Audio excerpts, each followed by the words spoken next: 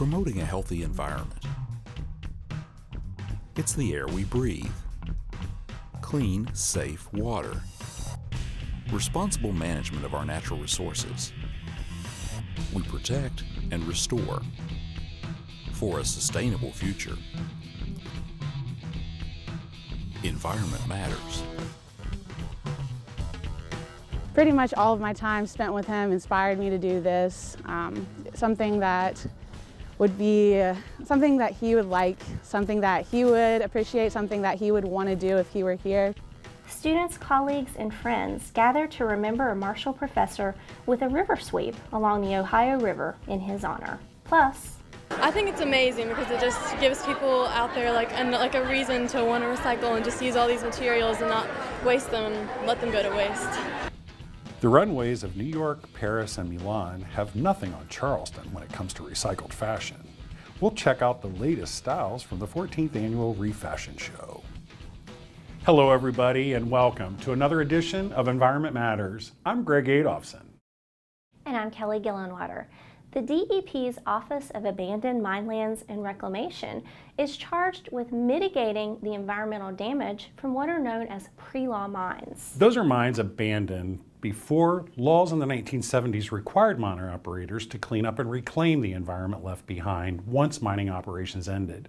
Some of those abandoned mines date back to the 1800s. We've shown you examples of AML projects ranging from treating acid mine drainage that fouls streams to fighting underground mine fires. But there's another type of project that for the residents of isolated communities in coal country can be life-changing. The DEP's Jake Glantz joins us now with the details. Kelly and Greg, for most of us, going to the sink, turning the tap, and having safe, clean drinking water come out of the faucet is something we take for granted. But in many places where prior mining activity has eliminated sources of safe drinking water, a DEP project is extending water lines to families who have been waiting for years. For most folks living along Stevenson Basin Road in Wyoming County, hauling water has been a way of life for as far back as they can remember. But that will soon change. Crews have been digging and laying pipe for a new water line since August, about 28,000 feet so far.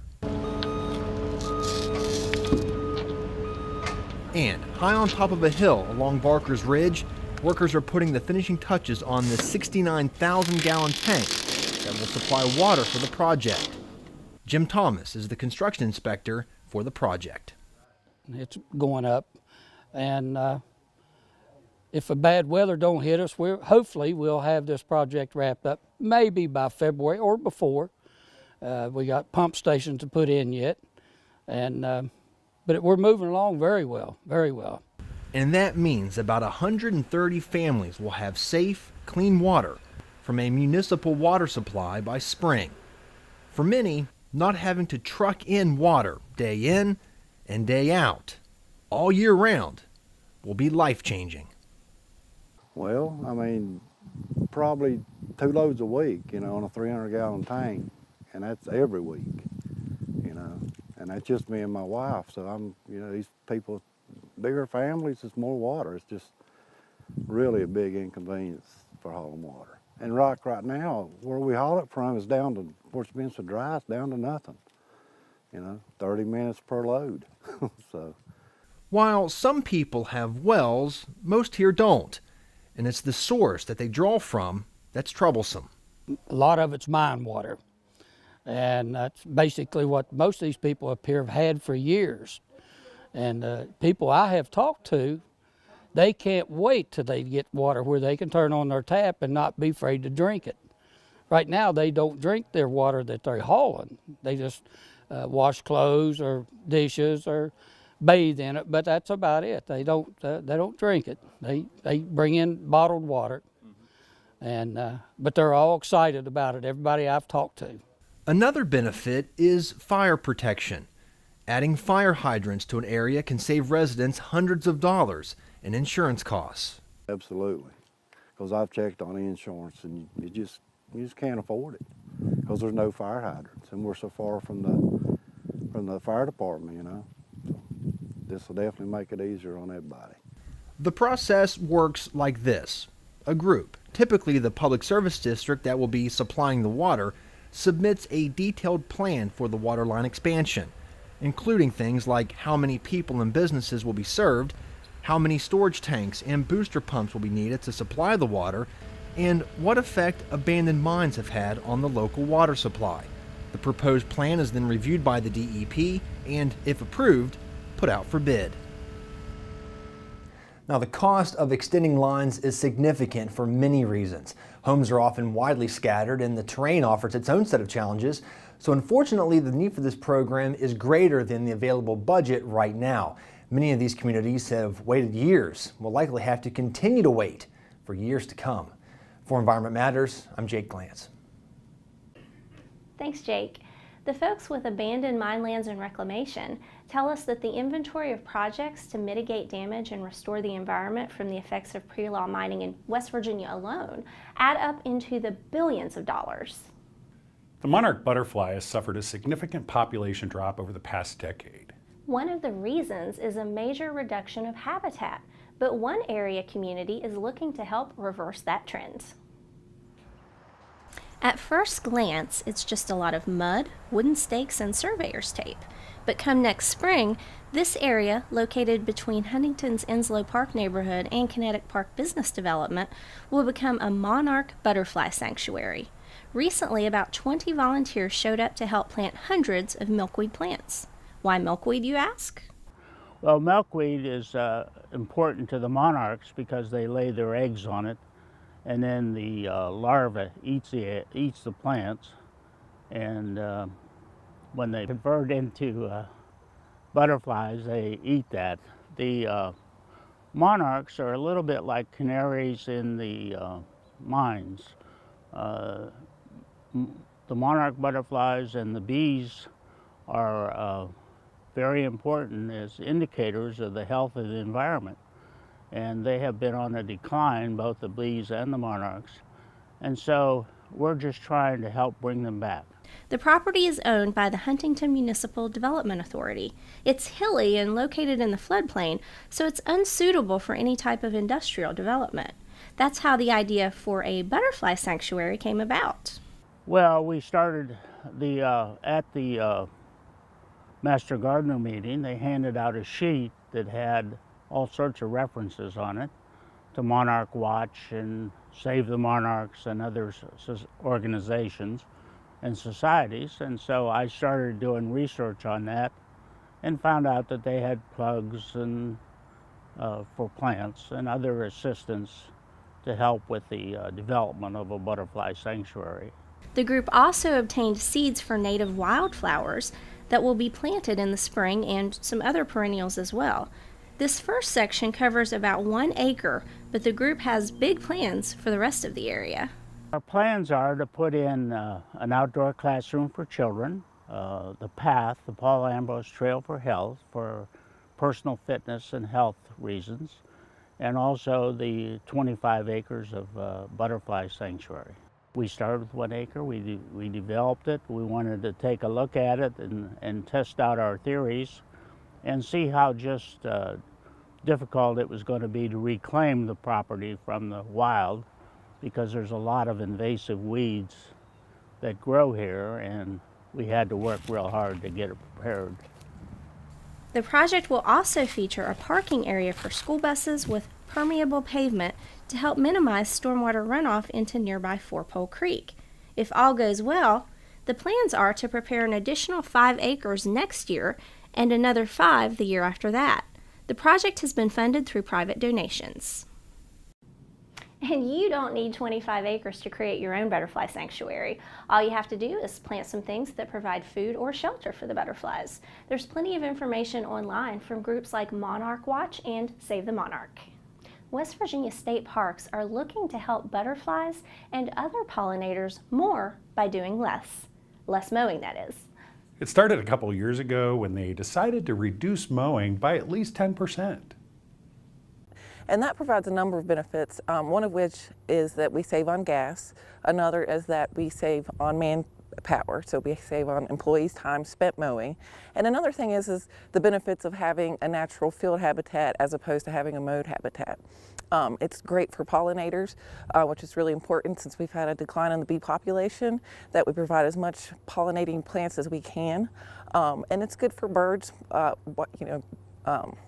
native songbirds and things like that.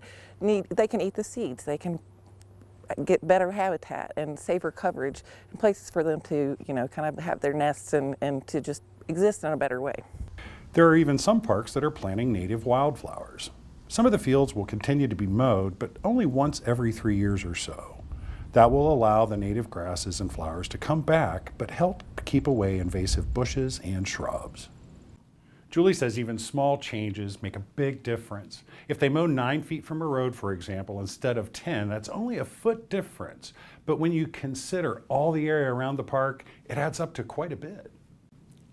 14 applicants have been approved for grants totaling more than $108,000, and the West Virginia Department of Environmental Protection's Covered Electronic Devices Recycling Grant Program. Established in 2008 under the DEP's REAP program, the CED program requires that manufacturers register their brands with the state. The fees collected from this program allow counties and municipalities to apply for grants to conduct electronic collection events and to support ongoing collection programs. Cabell County was one of the entities receiving a grant, and the county recently held a collection event. Cold temperatures and a steady drizzle didn't dampen the flow of traffic headed to the loading dock at Goodwill Industries Recycling Center in West Huntington. This is one of several e-recycling events organized by the Cabell County Solid Waste Authority, and the first one at this location. But the reason we held it here, I wanted to try to reach out to folks who do hold on to this stuff. A lot of folks, that, each year when we hold this event, they tell us that, I've held on to this for 3 or 4 years. I keep missing this event and the spring event, and I'll miss the fall event. The reason we held it here is to try to let people know that Goodwill actually accepts this material throughout the entire year. So, we're making some contacts here with a lot of folks, letting them know that Goodwill does accept these materials throughout the year. And then the Solid Waste Authority is going to work with Goodwill to see that folks, find this facility here so they can continue to bring the computer, let their computers and electronics and stuff here too, in addition to our events that we hold throughout the year. Goodwill partners with computer manufacturer Dell to recycle PCs, monitors, printers, and other peripherals. Funds that we got this year for the CED grant are going to be used for outreach mainly this year, because Goodwill has partnered up with us to become take the role of our contractor this year. So, and actually throughout the year. So we're kind of testing out, see how it goes. If turnout was any indication, it seemed to be working well. The weather wasn't great today. We had showers, and they're calling for snow this afternoon, and the temperatures plummeted just here in the past few hours.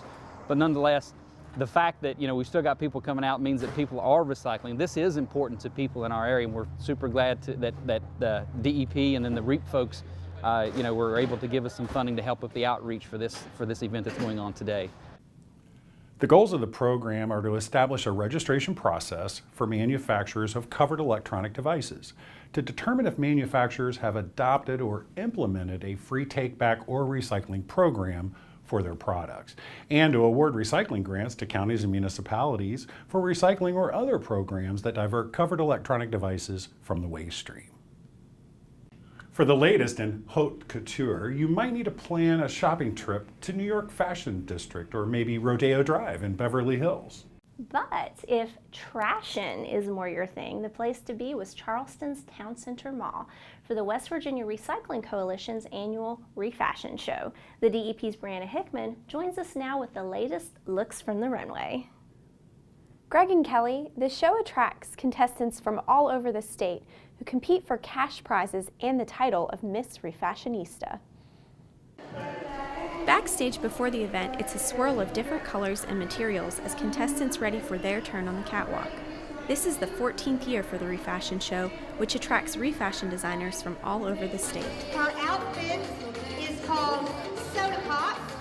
Well, my friends came down here last year and their costumes looked really cool, and they came back saying how much they enjoyed it and they had fun, and I was like, oh, I want to do that my senior year. So I went to my aunt's house and we found an old pattern and started. Contestants are grouped by theme categories. Angela's dress was inspired by a well-known soft drink company. Other categories include newspaper and magazine, mall merchants, and a general category where anything goes. The winner in each category gets a $50 gift card.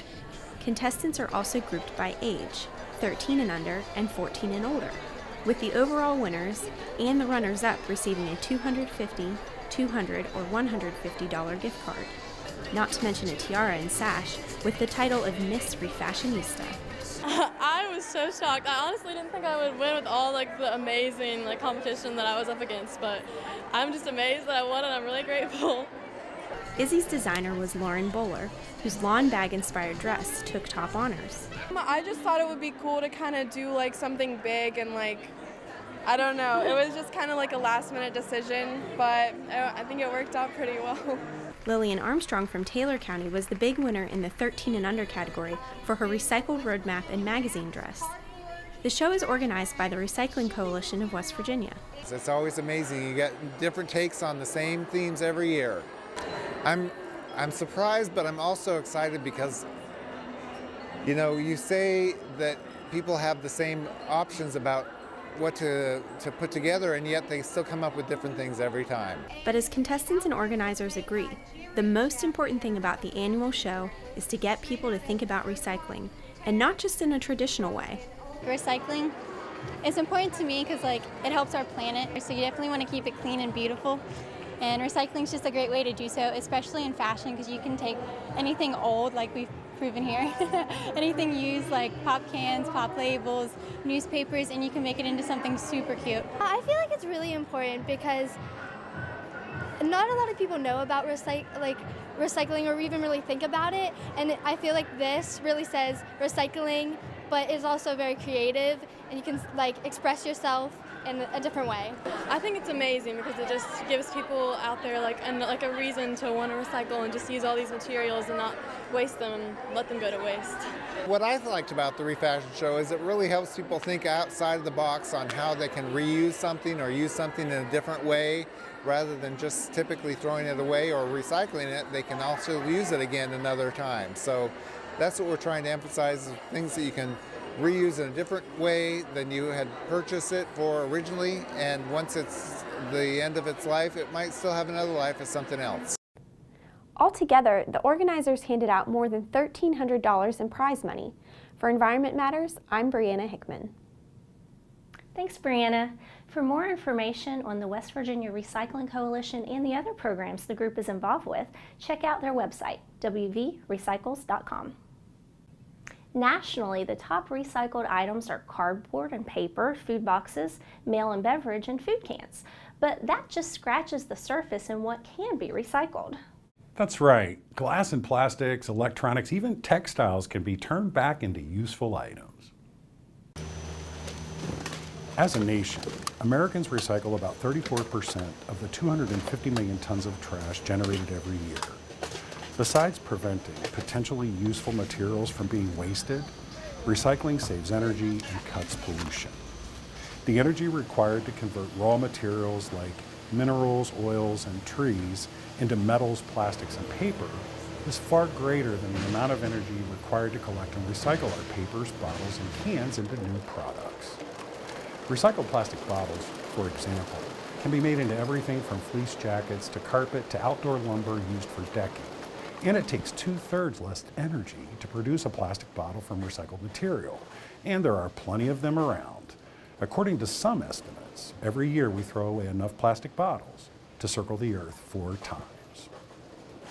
For more information of ways you can help reduce waste and help green the planet, visit our website, dep.wv.gov.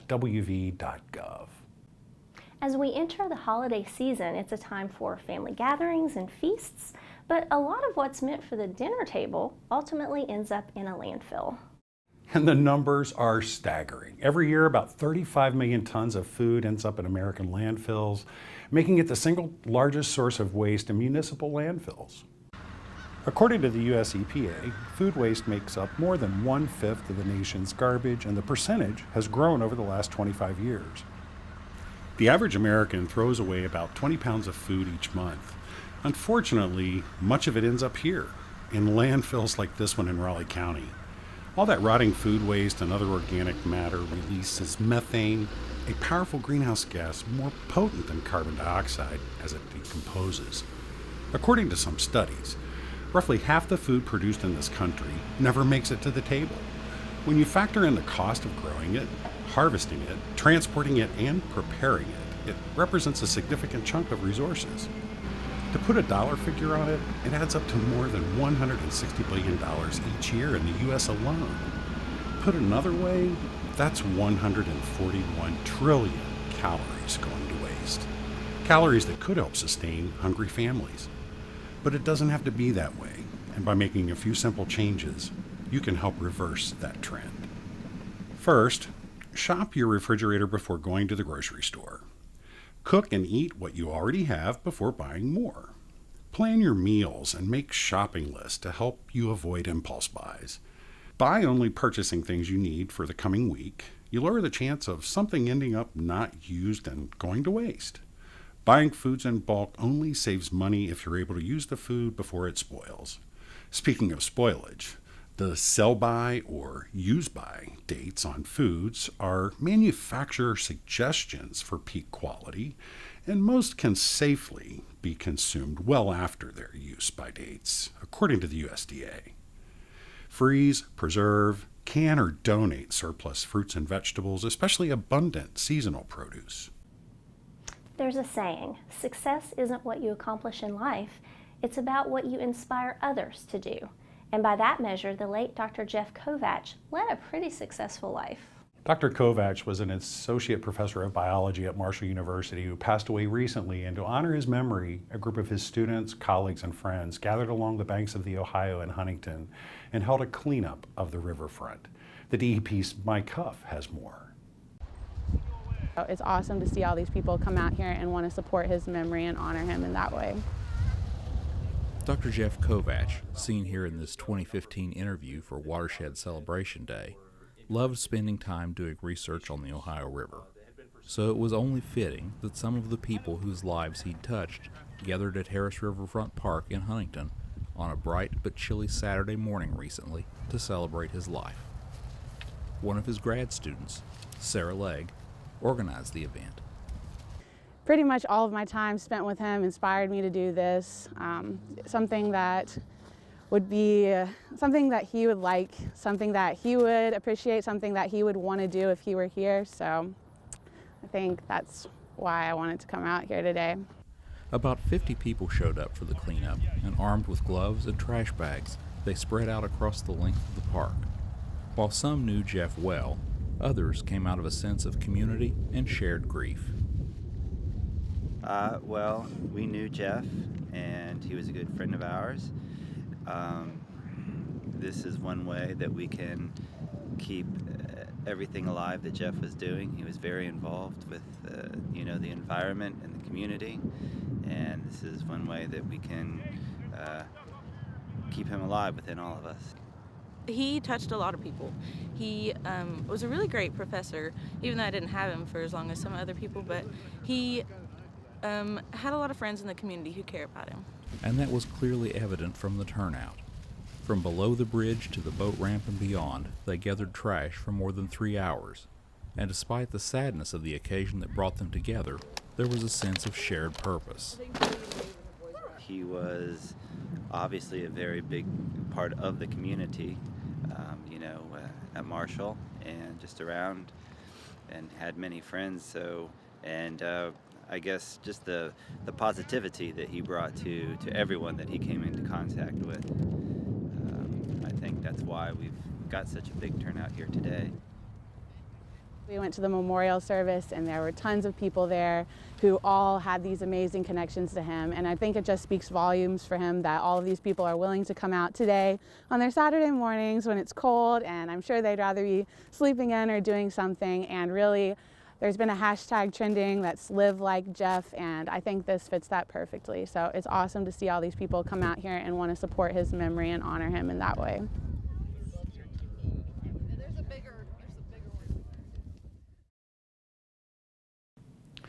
Jeff Kovacs was also president of the Four Pole Creek Watershed Association and active in several other local groups. He leaves behind a wife and 2 young daughters.